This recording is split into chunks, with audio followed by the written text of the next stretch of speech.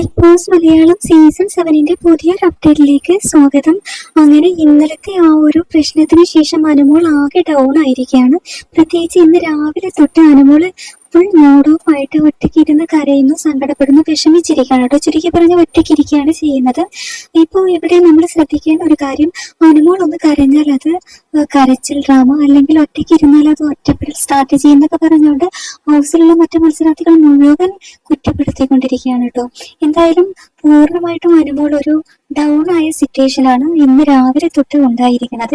ഇപ്പോൾ അനുമോൾ അവിടെ ഫുഡ് വെച്ച് വിളമ്പി കൊടുക്കുന്നവർ വരെ അനുമോൾക്കെതിരെ തിരിഞ്ഞ് സംസാരിക്കുന്ന ഒരു അവസ്ഥയാണ് ഇന്ന് ഉണ്ടായിട്ടുള്ളത്.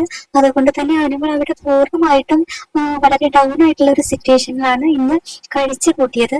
ആ സമയത്ത് നമ്മുടെ അനീഷ് അവിടെ കട്ട സപ്പോർട്ടുമായിട്ട് നമ്മുടെ അനുമോൾക്ക് വേണ്ടി വന്നിരിക്കുകയാണ്.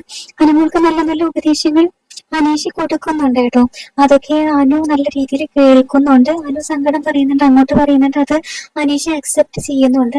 എന്തായാലും ഇപ്പോൾ അനുമോൾക്ക് കട്ട സപ്പോർട്ടുമായി വന്നിരിക്കുന്ന അനീഷിനെയാണ് കാണുന്നത്.